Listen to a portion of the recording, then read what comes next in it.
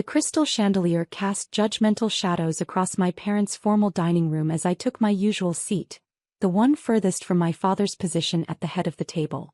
The family emergency meeting invitation had arrived yesterday, written in my mother's perfect cursive, dripping with the kind of concern that felt more like criticism. "Olivia, darling." My mother's voice carried that familiar note of disappointment as she adjusted the elaborate flower centerpiece. "You could have at least worn something more presentable." I glanced down at my simple white shirt and black pants. The outfit probably cost more than her entire wardrobe, but they'd never know that. Just like they'd never bothered to ask what I really did with my little online business for the past 4 years. My sister Victoria swept in, designer heels clicking against the hardwood floors, Hermes bag swinging from her arm. As the CFO of our father's investment firm, she was everything I supposedly wasn't: successful, ambitious, properly focused on the family legacy. "Still running that little Etsy shop or whatever it is?" she smirked, settling into her chair. "Selling homemade crafts to bored housewives?" I took a slow sip of water, letting her words roll off me like they had for years. If she only knew about the meeting I'd had this morning with the Forbes editorial team, or the photo shoot scheduled for tomorrow. "Let's get started," my father announced, his voice carrying the weight of 30 years as CEO of Harrison Financial Group. "We're here because we're concerned about Olivia's situation." There was my situation. That's what they'd been calling my decision to leave a proper corporate job and start my own company. 4 years of subtle jabs, worried phone calls, and not-so-subtle hints about real careers with actual benefits. "The family reputation is important," my mother added, wringing her hands. "And frankly, dear, this phase of yours, it's beginning to affect our standing in certain circles." I thought about the acquisition papers sitting in my real office, not the small home office they'd never visited, but the entire top floor of the glass tower downtown. The documents that would shake the financial world to its core in exactly 2 hours. "We've been patient," Victoria chimed in, examining her manicure. "Hoping you'd come to your senses. Return to a respectable position, maybe even join the family firm." My phone buzzed silently. A message from Marcus, my COO. "Everything's set. Press embargo lifts at 6 p.m. I checked my watch. 1 hour and 57 minutes until everything changed. "The thing is, sweetheart," Dad leaned forward, his voice taking on that patronizing tone he used with difficult clients, "we've found you a position. Junior analyst at Harrison Financial. You can start Monday." I studied his face, wondering if he'd even recognize the woman who would be featured in tomorrow's business section. The one they were calling a visionary, a market disruptor, the future of financial technology. "Did you know," I said carefully, "that Forbes is announcing their most powerful women list today?" Victoria waved her hand dismissively. "Of course. I've been shortlisted 3 years running." She hadn't, but no one corrected her. "Though I doubt that's relevant to your craft business." "Actually," my mother interrupted, "we need to discuss something more immediate. The country club board meeting is tomorrow, and people have been asking questions about what you do." I bit back a smile, thinking of the country club. The same one my company had quietly purchased last month through a subsidiary, along with half the properties in their precious gated community. "What do you tell them?" I asked innocently. "Well," she flustered, "we try to be vague. It's easier than explaining that our daughter sells." "What is it you sell exactly?" "Financial technology solutions," I said simply. "Shopify websites for small businesses," Victoria corrected with a smirk. "Let's call it what it is." My phone buzzed again. "Marcus, news outlets are prepped. Your profile's going live in major financial papers simultaneously with the Forbes announcement." "The point is," Dad cut in, "this has gone on long enough. You're 32 years old, Olivia. Time to join the real world." "The real world," I repeated softly, thinking of my company's current valuation. The one that would make headlines in less than 2 hours. "Yes, the real world," Victoria emphasized. "Where success is measured in actual numbers, not Instagram likes."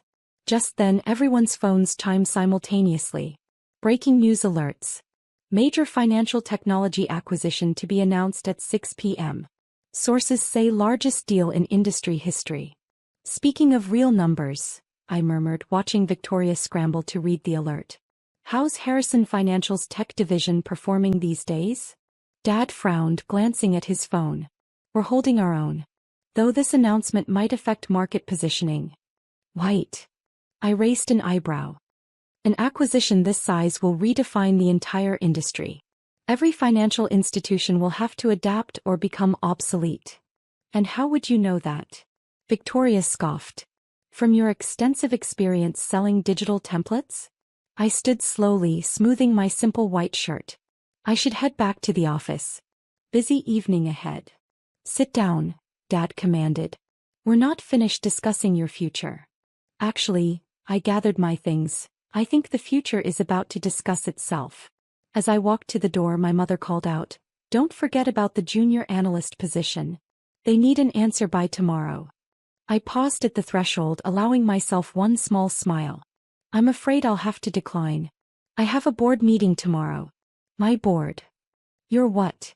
Victoria's voice rose an octave. But I was already walking out, leaving them to their confusion. In less than 2 hours, they'd learn exactly what I'd built while they were busy undermining me. The next hour passed in a blur of final preparations. In my actual office, the penthouse suite of Genesis Tower, I reviewed the press release one last time while Marcus coordinated with our PR team. They have no idea, do they? He asked, adjusting his tie. That you're about to become the youngest female CEO of a Fortune 500 company? I thought about Victoria's smirk, my mother's embarrassment, my father's condescension. They're about to know everything, I replied, standing to face the wall of windows overlooking the city. Time to rewrite their story about me. At exactly 5:55 p.m. I stepped into the elevator. Marcus handed me a small folder, the only prop I'd need for what came next. Your sister's been calling, he said. Apparently she's seeing some strange market movements in Harrison Financial's stock. I smiled. Tell her to keep watching. The real movement hasn't even started. The elevator doors opened to reveal a lobby packed with reporters, cameras, and financial analysts. A podium waited at the center, the Genesis Financial Technologies logo displayed prominently behind it. As I walked to the podium, my phone buzzed one last time. A message from Dad. Something big is happening in the fintech sector. Could affect our market position. Perhaps we should discuss that analyst role sooner rather than later. I slipped the phone into my pocket without replying. He'd find out soon enough exactly how the market was about to change. The cameras flashed as I took my place. Somewhere across the city, in my parents' formal dining room, my family was probably gathered around Victoria's phone, waiting to see who this mystery buyer was. I smiled directly into the cameras, knowing the moment had finally arrived. Good evening, I began, my voice clear and confident. I'm Olivia Harrison, CEO of Genesis Financial Technologies. The rest would be history. The aftermath was immediate and electric. As I concluded the press conference, announcing not just Genesis Financial Technologies' $8.2 billion acquisition of our largest competitor, but also our revolutionary AI-driven banking platform, my phone exploded with notifications. 52 missed calls from Dad. 38 from Mom. 67 from Victoria. 241 text messages and counting. I sat in my office watching the city lights flicker to life while Marcus brought in the evening's news coverage. Tech prodigy Olivia Harrison emerges as fintech's newest power player. Genesis Financial's AI banking platform reshapes industry. Harrison Financial Group faces uncertain future as competitor falls to founder's daughter. Your father's on his third attempt to get past security, Marcus reported, setting down a fresh espresso. Victoria's threatened to call the police if we don't let her up. I picked up my phone, scanning the messages. From Dad, what have you done? This is impossible. Call me immediately. From Mom, darling, we're all so proud. Why didn't you tell us? The country club board will be thrilled. From Victoria, you manipulative little. How long have you been planning this? This is sabotage. Ms. Harrison, my assistant's voice came through the intercom. The Forbes photographer is here for tomorrow's cover shoot.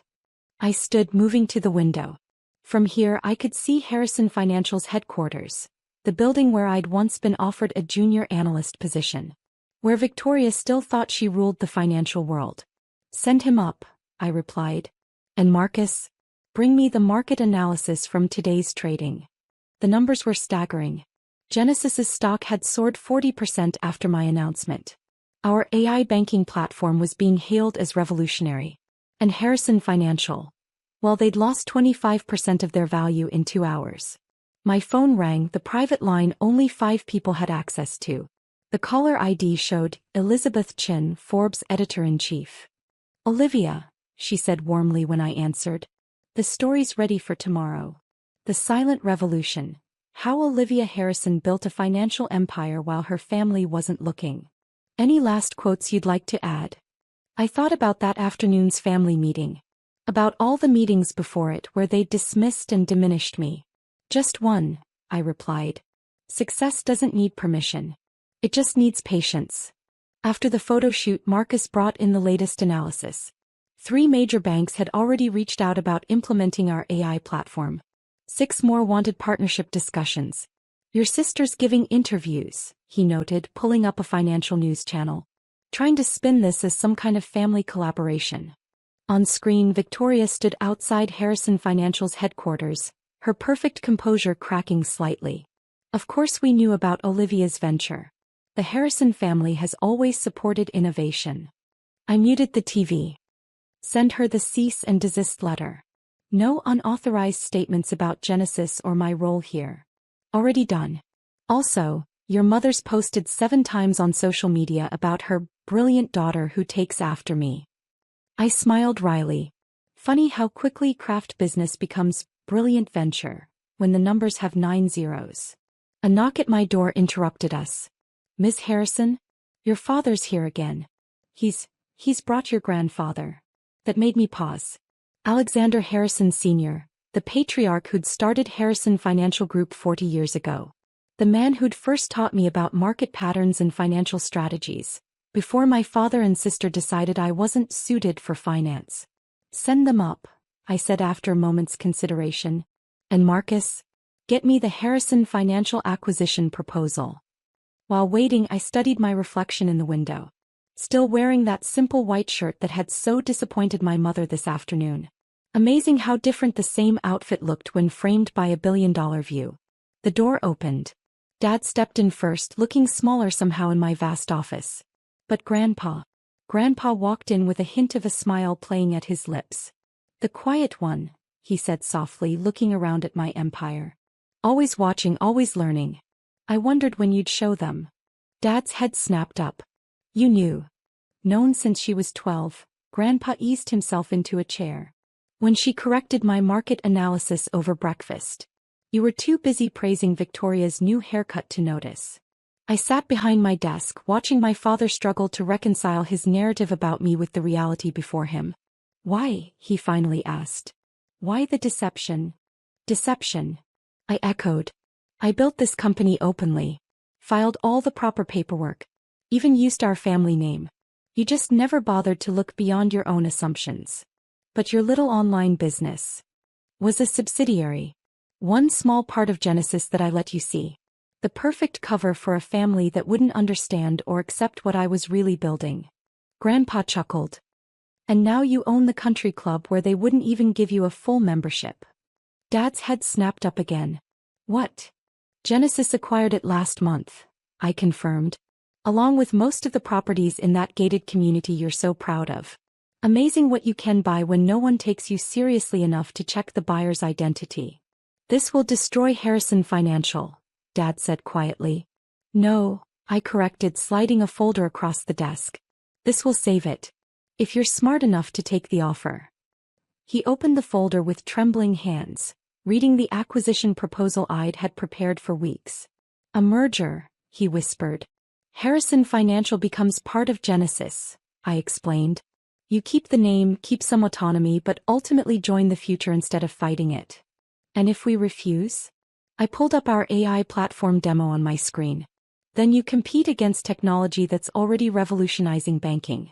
Against a company that's now worth 4 times yours. Against the future itself." "Victoria will never accept this," he said, but his voice lacked conviction. "Victoria just lost your 3 biggest clients to us this afternoon," I replied calmly. "They signed transfer papers right after my press conference. She doesn't have to accept it. The board will do that for her." Grandpa leaned forward, eyes twinkling. You've orchestrated quite a checkmate, my dear. I learned from the best, I smiled at him. You always said to watch the quiet ones. They see everything while everyone else is busy talking. A knock interrupted us, Marcus, with more market updates. Genesis stock was up another 15% in after-hours trading. Harrison Financial had been downgraded by 3 major analysts. Think about the offer, I told my father as he stood to leave. You have until morning. After that, the terms become less generous. At the door he paused. That junior analyst position was beneath me 4 years ago, I finished for him. Just like it was beneath me today. The difference is now you know why. After they left, I turned back to the window, watching the city sparkle beneath me. Tomorrow would bring more challenges, more family drama, more attempts to rewrite history. But for now, sitting in my office in my simple white shirt, I was exactly where I needed to be. Because sometimes the best revenge isn't proving people wrong. It's letting them realize they never really knew you at all. The morning after my revelation dawned bright and cold, much like the reception waiting for me in the business world. The Forbes cover had dropped at midnight, my face, wearing that same simple white shirt above the headline, The Silent Revolution, How a Daughter Built an Empire While Her Family Built Excuses. I arrived at Genesis Tower early, passing through the crowd of reporters still camped outside. Inside my office, Marcus waited with the morning briefing. Victoria's on CNBC, he reported. Trying to claim she was your secret mentor all along. Says she guided your development from behind the scenes. I sipped my coffee, watching the interview on mute. My sister looked polished as ever, but there was a desperation in her eyes that even perfect makeup couldn't hide. And the numbers? Genesis stock up another 30% at opening. Harrison Financial. He paused, down 45%. Their board is meeting in an hour to discuss our merger offer. My phone buzzed, a text from Mom. Darling, the country club is absolutely buzzing. I've already been approached about joining 3 charity boards. When can we schedule a proper family photo shoot for the society pages? I deleted it without responding. Your grandfather's here, my assistant announced through the intercom. And he's brought some interesting documents. Grandpa walked in carrying a worn leather briefcase I remembered from my childhood, the one he'd used to teach me about market analysis while everyone else was busy praising Victoria's latest accomplishments. Thought you might want these, he said, laying out old papers on my desk. Your first market prediction model. Age 12. The one that correctly forecast the 2008 crash 3 months before it happened. I picked up the faded papers, covered in my careful childhood handwriting. You kept these. Along with every business proposal you wrote in high school. The AI banking concept you developed in college. He smiled. The same AI system that's now worth billions. Does Dad know you had these? He never asked. Too busy grooming Victoria to be his mirror image. Grandpa sat down heavily. They're voting on your offer right now, you know.